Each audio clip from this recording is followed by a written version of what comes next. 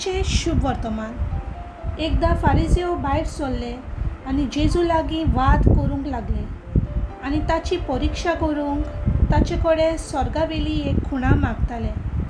आनी काळजांत थावन सुस्कारून ताणें म्हणलें, ही पिणकां कित्याक म्हूण खुणा सोदता?